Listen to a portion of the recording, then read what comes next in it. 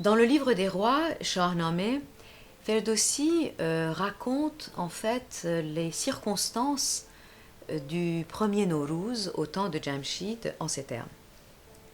Jamshid se fit construire un trône, splendeur de sa royauté. Sur ce trône, pas un joyau qui ne fût incrusté. Quand il l'ordonnait, les démons le soulevaient, et de la terre jusqu'aux cieux, ils l'emportaient. Soleil suspendu en plein ciel, le trône étincelait, et sur lui, le roi des rois trônait. Et le monde ainsi se rassembla à ses pieds, de l'éclat de sa gloire tous étaient frappés. Ils offrirent au roi tant et tant de joyaux, ce jour ils l'appelèrent le jour nouveau. Et chaque année, le jour où commence la nouvelle année, le corps libéré de la douleur, le cœur de toute rancune lavé, ce roi dont l'éclat illuminait la terre et les cieux se tenait sur son trône, jour nouveau, jour victorieux. Les seigneurs festoyaient pour dire leur allégresse, ils mandaient les ménestrels, ce n'était que musique et vin d'ivresse. Depuis ce temps, fête de bon augure, le Nowruz reste de ces rois comme souvenir. Alors, ce passage, bien sûr, nous rappelle tout ce qu'on a déjà dit sur le roi Jamshid, son importance, sa dimension solaire, c'est un roi soleil, véritablement un roi soleil. Son trône monte dans le ciel et comme c'est un trône d'or incrusté de joyaux, il brille de mille feux.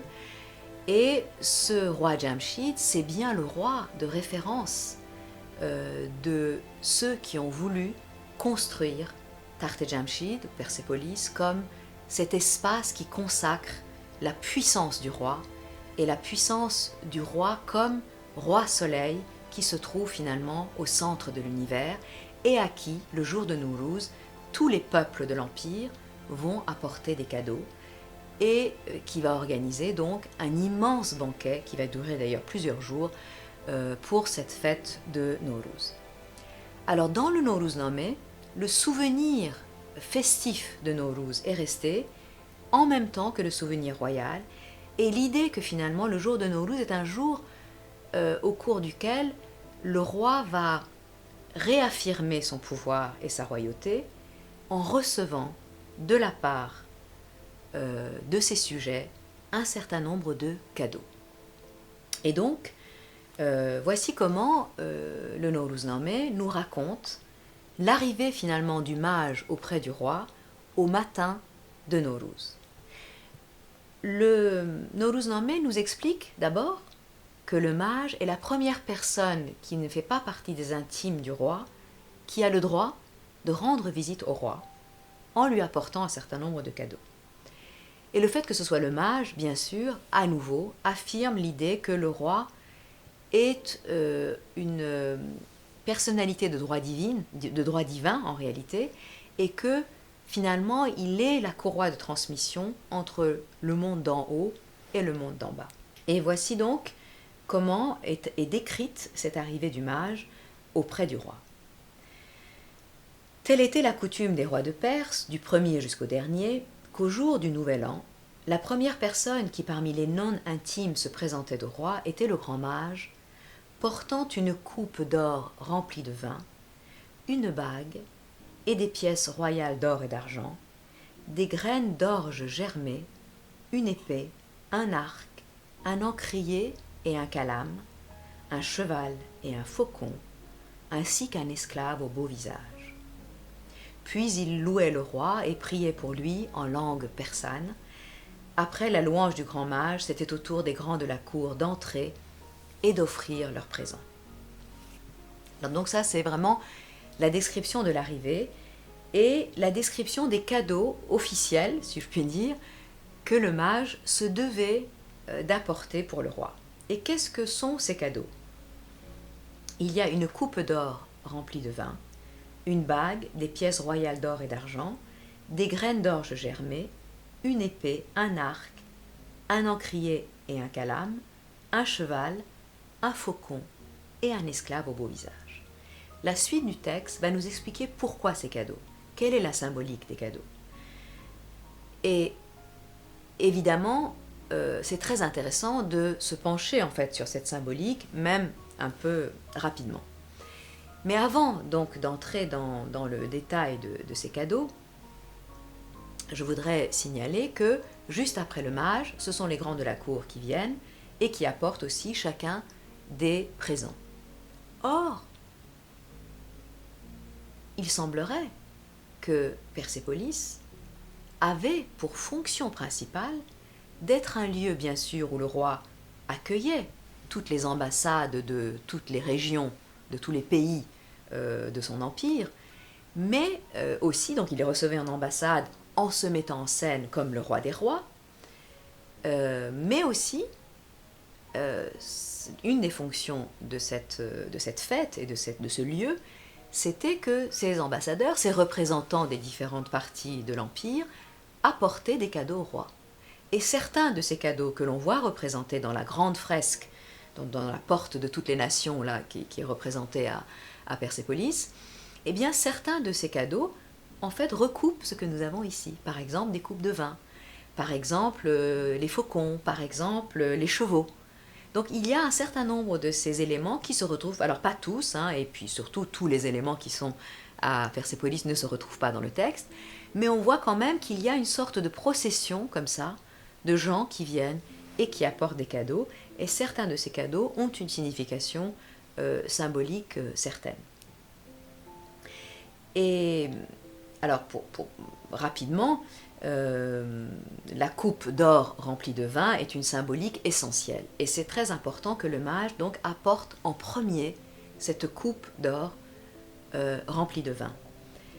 Et il me semble que cette coupe d'or qui est remplie de vin est un souvenir, en fait, de cette boisson d'immortalité que les mages zoroastriens faisaient boire au roi de Perse au temps pré-islamique, et en particulier dans les cérémonies sassanides, et qui n'était pas du vin à l'époque, on appelait ça le khaoma. Et ce khaoma, dont on a perdu apparemment la formule, donc on ne sait pas exactement à quoi ça correspond, en tout cas c'était un breuvage qui renouvelait en quelque sorte le pacte que le roi avait passé au nom des humains avec le divin. Et ça renouvelait sa légitimité, et ça renouvelait en même temps l'obligation où était le roi de rendre justice. Et c'est l'autre fonction de Nowruz, que nous rapporte le Nowruznameh, qui est que, finalement, en vertu de cette responsabilité de tenir le monde et l'ordre du monde qui est donné au roi, et qui est symbolisé par cette coupe à laquelle il va boire, eh bien le roi doit aussi rendre justice. Et pendant très longtemps, y compris bien longtemps après l'islamisation de l'Iran, le jour de Nowruz était un jour où les rois de Perse, ou les rois des différentes provinces iraniennes, eh bien, tenaient ce qu'on appelle le bargah, hein, c'est-à-dire qu'ils tenaient il y avait une cérémonie qui se tenait, et ils donnaient accès finalement au peuple, au roi. Et le peuple pouvait venir demander justice au roi, en particulier en ce jour de Nowruz. Alors il y avait d'autres jours dans l'année où ça pouvait se faire, mais ce jour de Nowruz était un jour où il était très important que les gens puissent venir demander justice au roi, et où le roi puisse faire justice au peuple. Et c'est la signification aussi des cadeaux que sont la bague, l'épée et l'arc, l'encrier et le calame. Alors je ne vais pas m'étendre trop longuement là-dessus, mais on voit bien que l'arc et l'épée, par exemple, ce sont les symboles du pouvoir royal, de son pouvoir évidemment de domination, mais aussi de son pouvoir à combattre les ennemis, à combattre l'injustice, à combattre toutes les forces du mal qui pourraient survenir dans le royaume et faire du mal à son peuple.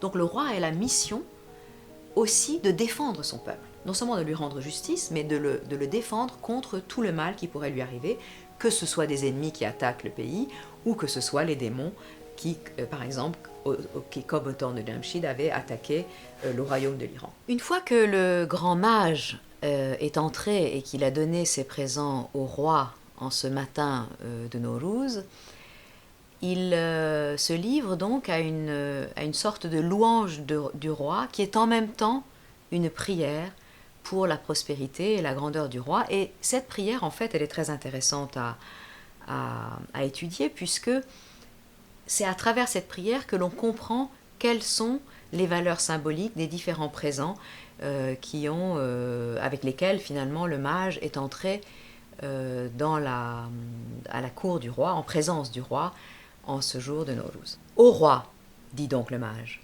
rendons grâce à la fête de Farvardin et à ce mois de Farvardin, car en cette occasion, Dieu et la religion royale t'ont fait le don de la connaissance, de la clairvoyance et de l'habileté. Alors Farvardin, en réalité, c'est donc le nom du premier mois de l'année du calendrier iranien, et il renvoie en fait à un nom, à un mot qui signifie justement ange. Donc le mois de Farvardin est le mois angélique par excellence, et c'est le mois dans lequel, disons dans le temps mythique, Dieu a octroyé au roi, en tant que personne, non pas un roi particulier historique, mais au roi en tant que représentant donc du pouvoir de Dieu sur la terre. Donc il lui a donné la connaissance, la clairvoyance et l'habileté. Et ainsi donc continue le grand mage à l'adresse du roi. Que longue soit ta vie et digne d'éloge ta conduite. Qu'heureux soit ton règne sur ce trône d'or. Puisses-tu boire à la coupe de Jamshid. Puisses-tu maintenir la coutume de tes ancêtres qui est d'exercer la grandeur d'âme, la droiture, la justice et la vérité. Puisses-tu toujours rester vert et jeune comme l'orge germée. Que ton coursier reste vif, agile et victorieux. Que ton épée brille toujours, vainqueur de l'ennemi, et ton faucon agile et victorieux à la chasse. Que tes actions soient droites, comme ta flèche. Puisses-tu conquérir de nouveaux territoires et régner dans la prospérité, t'entourer d'art et chérir la science, et toujours avoir à qui donner et savoir à qui donner. Que soit prospère ta maison et longue ta vie. Après cela, le mage versait un peu de vin dans la coupe et la tendait au souverain. Il lui mettait l'orge germée dans l'autre main et dispersait les pièces d'or et d'argent autour du trône. Là, on a vraiment tous les éléments de ce que c'est que la royauté parfaite et en réalité de ce que c'est que l'homme parfait, l'être humain arrivé à la perfection de sa nature. Pourquoi ? Parce qu'il dit bien que ta vie soit digne d'éloge, c'est-à-dire que ta conduite dans la vie soit digne d'éloge, que ton règne soit heureux et que tu aies la grandeur d'âme, la droiture, la justice, la vérité, tout cela. Et toutes ces choses, en fait, sont les qualités que doit avoir un roi, mais c'est aussi toutes les qualités que doit développer tout être humain dans le courant de sa vie. Et Nowruz, c'est comme un peu le nouvel an en Occident, c'est l'occasion de prendre des bonnes résolutions, de vraiment épanouir en soi toutes ces qualités qui, on le remarquera, sont toutes liées à la droiture, à la justesse, à la vérité. Et tout cela, en fait, en persan ancien, se disait tout simplement Niki. Niki, c'est à la fois la pureté, la droiture, la justesse, la vérité. Ça réunit en fait toutes ces qualités, et la fête de Nowruz est une occasion de se rappeler que toutes ces qualités sont ce à quoi nous devons tous, en tant qu'êtres humains, aspirer.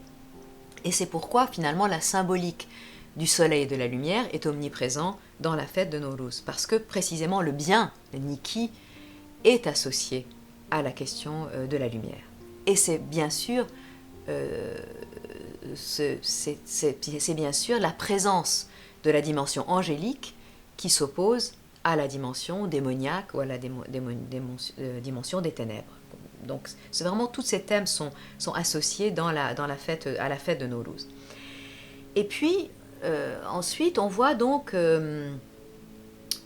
cette idée du trône d'or. donc puisse ton règne être heureux sur ton trône d'or. Donc on voit se retrouver ce trône qui était originellement le trône de Jamshid, hein, qui brillait dans le ciel, qui était incrusté de joyaux, etc. Et bien sûr que ce trône d'or renvoie aussi au trône de tous les souverains de Perse, qu'on appelle précisément Takhte Jamshid ou Takhte Soleimani, puisque Jamshid, le roi mythique iranien, est associé en fait au roi Salomon, qui représente aussi un idéal de royauté. Et après la période islamique, en fait, après l'islamisation de l'Iran finalement le développement de thèmes biblico-coraniques dans la culture iranienne, eh bien la personne du roi Jamshid a été associée à la personne du roi Salomon. Et c'est à cela aussi que renvoie la bague, qui est aussi le sceau. Donc il est question du fait d'offrir une bague au roi. Il y a tout un chapitre dans le Noroznameh qui explique pourquoi la bague est si importante. Parce que la bague, bien sûr, orne la main et qu'elle est très belle sur un doigt, mais surtout parce que la bague est un symbole de souveraineté et de puissance. Pourquoi ? Parce que la bague des rois était aussi leur sceau, mohr. Et donc la bague servait en fait à incruster, à sceller en fait les lettres, les missives, les ordres que les rois envoyaient. Et donc, à plusieurs titres, la bague est un symbole de royauté. Or, dans le Noroznameh lui-même, on nous raconte que le roi Salomon avait une bague et que le jour où il a perdu sa bague, il a aussi, pendant quelques jours où il n'avait pas sa bague, perdu son pouvoir. Et qui lui avait volé sa bague ? C'était le démon. Pourquoi il lui avait volé sa bague ? Parce qu'il était devenu orgueilleux. De même que le roi Jamshid, dans la légende, est devenu orgueilleux, en pensant que son pouvoir venait de lui, en oubliant que son pouvoir venait de Dieu, et donc il a perdu sa royauté. Sauf que Salomon a retrouvé sa royauté, Jamshid non. Mais tout cela, ce sont des leçons qui sont en filigrane dans le texte. Quand on dit Jamshid, quand on dit trône d'or, quand on dit bague salomonique, on pense à tout cela, à tous ces enjeux qui sont à la fois politiques dans le sens le plus noble du terme, dans le sens où le roi est un représentant du pouvoir divin sur la terre, mais aussi éthiques, dans le sens où chaque roi, chaque être humain en fait, doit devenir comme un roi qui domine son royaume intérieur, donc qui domine ses démons et qui est donc droit comme la flèche, puissant comme l'épée, et qui a le pouvoir de justice comme l'indique le sceau salomonique.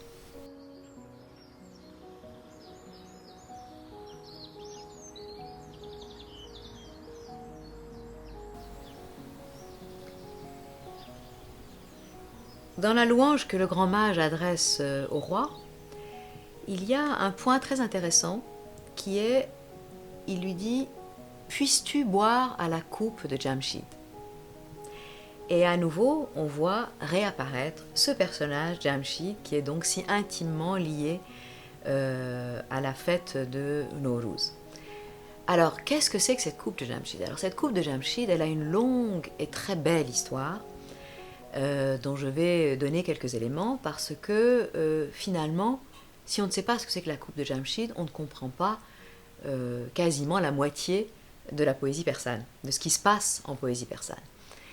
La coupe de Jamshid a été en quelque sorte retrouvée par des archéologues, puisqu'on a retrouvé des coupes en or ou en argent dans les fouilles archéologiques qui datent par exemple de l'époque des Sassanides.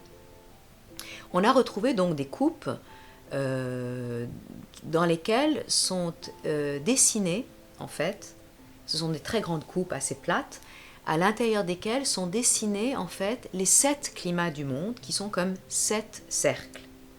Et ces 7 climats du monde représentent aussi les 7 climats du royaume de l'Iran.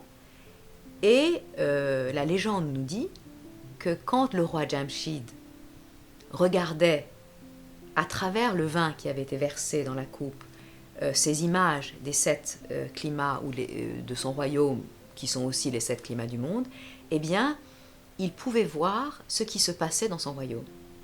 Donc c'était un reflet, en fait, de ce qui se passait dans son royaume. C'était une sorte de coupe magique dans laquelle il pouvait voir cela. Et ensuite, évidemment, ce qu'on a trouvé dans les fouilles archéologiques, ce ne sont pas des coupes du vrai roi Jamshid, puisque le roi Jamshid, comme on le sait, est un roi mythologique.